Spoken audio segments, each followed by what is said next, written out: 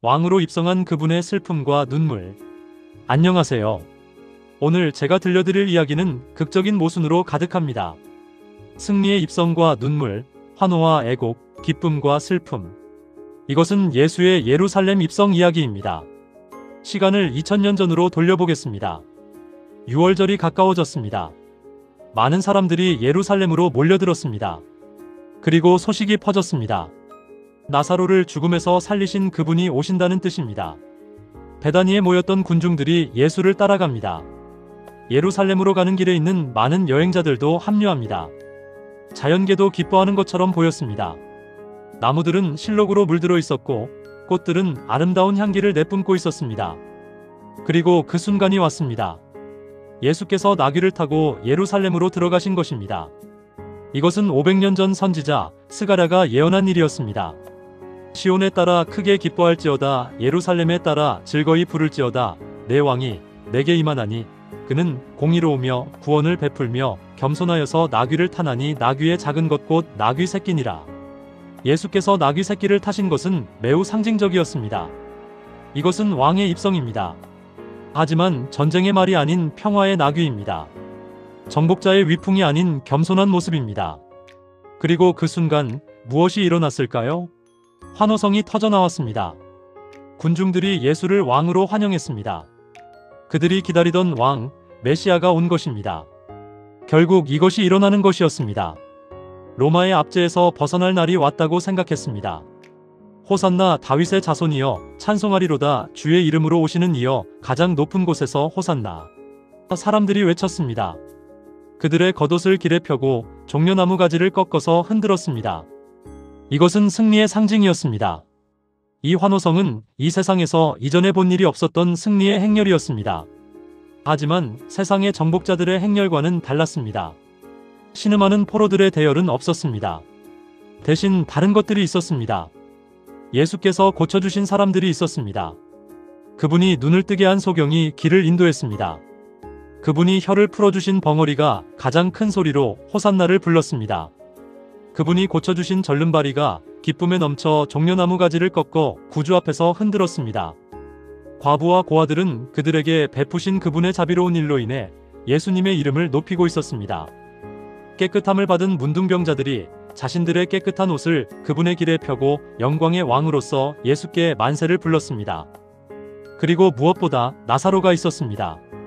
무덤에서 나흘 동안 있었던 나사로가 죽음에서 살아나 건장한 남자의 활력으로 기뻐하며 구주께서 타신 짐승을 몰고 있었습니다. 이것은 증거였습니다. 가장 강력한 증거였습니다. 죽음을 정복하신 분이 왕으로 오신 것입니다. 바리새인들은 이 광경을 보고 질투와 악의에 불타올랐습니다. 그들은 백성들을 침묵시키려고 했습니다. 그들은 최후의 수단으로 나아가 선생이여 당신의 제자들을 책망하소서라고 외쳤습니다. 하지만 예수의 대답은 명확했습니다. 내가 너희에게 말하노니 만일 이 사람들이 잠잠하면 돌들이 소리 지르리라. 이 승리의 장면은 하나님께서 친히 지정하신 것이었습니다. 인간이 하나님의 목적을 저지할 수는 없었습니다. 행렬이 도성으로 내려가는 고개에 도달했을 때 예수께서 발걸음을 멈추셨습니다. 모든 군중들도 멈추었습니다. 그들 앞에는 기울고 있는 태양의 광선을 받아 찬란히 빛나는 예루살렘이 보였습니다. 모든 사람의 눈이 성전에 끌렸습니다. 그것은 장엄하고 웅대한 모습이었습니다. 다른 모든 것보다 높이 치솟아 있었고 마치 백성들을 하나님께 인도하려고 하늘을 가리키는 것처럼 보였습니다. 성전은 오랫동안 유대민족의 자랑이며 영광이었습니다. 로마인들 역시 성전의 장대함을 자랑하고 있었습니다. 로마가 임명한 왕과 유대인이 힘을 합쳐 성전을 재건했었고 로마 황제도 선물을 보내어 그것을 아름답게 장식했었습니다. 서산에 기울어지는 해는 하늘을 황금빛으로 물들이고 있었습니다. 그 찬란한 빛깔은 성전 벽에 순백색 대리석을 비추었고 금으로 입힌 성전 기둥에서 번쩍거렸습니다. 성전 입구에는 가장 솜씨 좋은 예술가들이 금과 은으로 세공하여 만든 포도나무가 있었습니다.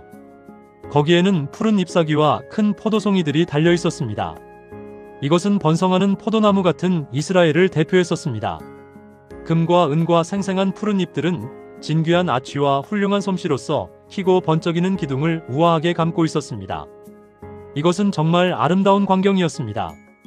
많은 군중들이 외치던 일을 멈추고 갑자기 펼쳐진 이 아름다운 광경에 넋을 잃었습니다.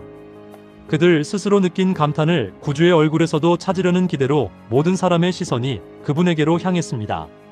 하지만 그들이 본 것은 감탄이 아니었습니다. 그들이 본 것은 슬픔의 구름으로 덮인 얼굴이었습니다. 예수께서 눈물을 흘리고 계셨습니다. 그분의 눈에는 눈물이 가득했습니다.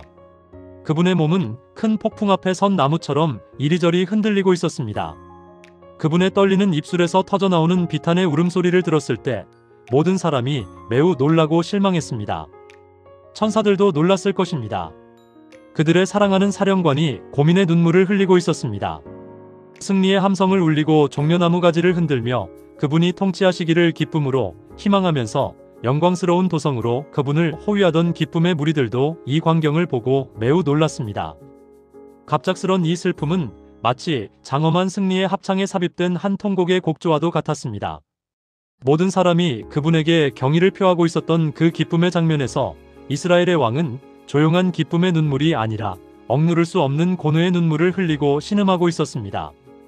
군중들은 갑자기 침울해졌습니다. 그들의 만세 소리는 잠잠해졌습니다. 이해할 수 없는 슬픔에 동정하여 많은 사람이 눈물을 흘렸습니다. 그렇다면 예수의 눈물은 어디에서 온 걸까요? 이것은 자신의 고통을 예감하면서 오는 눈물이 아니었습니다. 그분 앞에는 겟세마네가 있었는데 얼마 안 있어 그곳에서 큰 흑암의 공포가 그분을 덮을 것이었습니다. 양이문도 거기서 보였는데 여러 세기 동안 희생제물이 된 짐승들이 그 문을 통하여 들어갔습니다. 이 문이 크신 원형 예수님을 위하여 곧 열릴 것이었는데 이 모든 희생제물들은 세상 죄를 위한 그분의 희생을 가리키고 있었습니다. 가까이에 갈바리가 있었는데 그곳은 고민의 장면이 전개될 곳이었습니다. 하지만 구속주께서 마음의 고통으로 울고 신음하는 것은 당신이 받으실 참혹한 죽음을 생각해서가 아니었습니다. 그분의 슬픔은 이기적인 슬픔이 아니었습니다. 자기 희생적인 그분의 영혼은 자신이 받을 고통에 대한 생각으로 위협받지 않았습니다. 예수님의 마음을 찢어지게 한 것은 무엇이었을까요? 그것은 하나님의 아들을 거절하고 그분의 사랑을 조소하고 그분의 능력 있는 이적을 보고서도 확신하기를 거절하고 그분의 생명을 취하려는 예루살렘의 광경이었습니다. 예수께서는 예루살렘이 그의 구속자를 거절함으로써 어떤 상태에 있는지를 보셨습니다.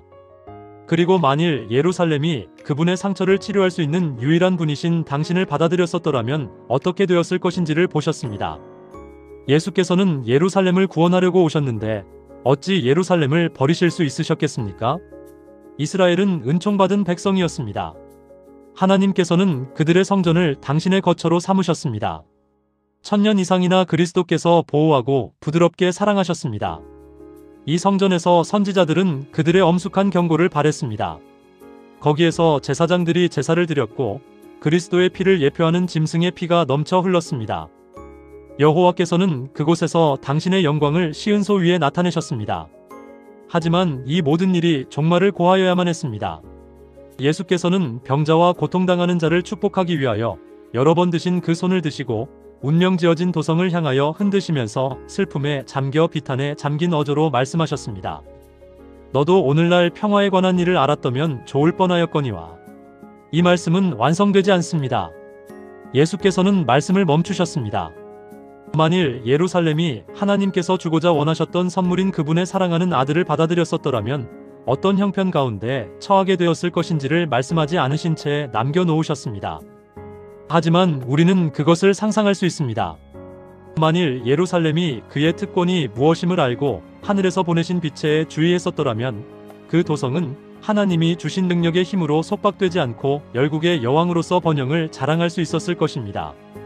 예루살렘 성문에는 무장한 군사들이 서 있지 않았을 것이며 성벽에는 로마의 깃발이 휘날리지도 않았을 것입니다. 만일 예루살렘이 구속주를 받아들였었더라면 그 도성은 무서운 질병에서 치료받고 속박에서 해방되며 강력한 지상의 수도로 세워졌을 것입니다. 예루살렘은 세상의 영광의 면류관이 되었을 것입니다. 그러나 이 모든 것이 이루어지지 않을 것이었습니다. 예루살렘이 이루어졌어야 할 빛난 장면이 구주의 시야에서 사라지고 있었습니다. 그분은 예루살렘이 이제 로마의 속박 아래 있으며 하나님의 불쾌히 여기심을 입고 그분의 보응의 심판을 받을 운명에 처하게 됨을 깨달으셨습니다. 그분의 비탄의 말씀은 계속됩니다.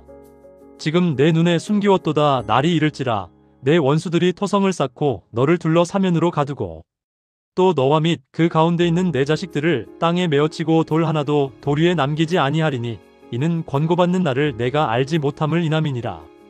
예수께서는 예루살렘이 군대들에게 에워싸이는 것을 보셨습니다. 포위된 주민들이 굶주려 죽는 것을 보셨습니다. 어머니들이 자녀들의 죽은 시체를 먹으며 부모와 자녀들이 마지막 한 입의 음식까지도 서로 빼앗아 먹는 것을 보셨습니다. 당신이 십자가에 달리실 갈바리 언덕에 삼림의 나무들처럼 빽빽하게 십자가가 세워지는 것을 보셨습니다. 그 처참한 거민들이 고문대와 십자가에서 고통을 당하고 아름다운 궁전은 파괴되고 성전은 황폐되는 것을 보셨습니다. 이 무서운 장면을 보시고 구주께서 고민하시며 우신 것은 당연한 일이었습니다. 예루살렘은 그분이 돌보아오셨던 자녀였습니다. 사랑하는 아버지가 방탕한 아들에 관하여 슬퍼하는 것처럼 예수께서는 사랑하는 도성을 보시고 우셨습니다. 내가 어찌 너를 버릴 수 있겠는가? 내가 어찌 내가 멸망에 잠긴 것을 볼 수 있을 것인가? 내가 불의의 잔을 채우도록 놔두어야 하는가? 이 말씀 속에 담긴 사랑의 깊이를 생각해 보세요. 왕으로 입성하신 그 순간, 승리의 함성이 울려 퍼지는 그 순간, 예수께서는 생각한 것은 자신의 영광이 아니었습니다. 그분의 생각은 이 도성의 멸망이었습니다. 그분의 마음은 이 백성을 향한 사랑이었습니다. 한 영혼의 가치는 너무도 커서 그것과 비교할 때 온 천하는 얼마나 하찮게 보이는가. 그런데 여기 온 민족이 멸망당하려고 한다. 신속히 서산으로 기울고 있는 태양이 하늘에서 자취를 감출 때 예루살렘에 대한 은혜의 날도 끝날 것이었습니다. 그 행렬이 감람산 고개에 머물러 있는 동안에는 아직도 예루살렘이 회개하기에 너무 늦은 것은 아니었습니다. 그때의 은혜의 천사는 공의와 급히 다가오는 심판에 자리를 내어주려고 그의 날개를 접고 있었습니다. 하지만 그리스도의 위대한 사랑의 마음은 아직도 그분의 자비를 조소하고 그분의 경고를 멸시하며 당신의 피로 저희 손을 더럽히려고 하는 예루살렘을 위하여 간청하셨습니다. 만일 예루살렘이 회개하기만 한다면 아직 너무 늦은 것은 아니었습니다.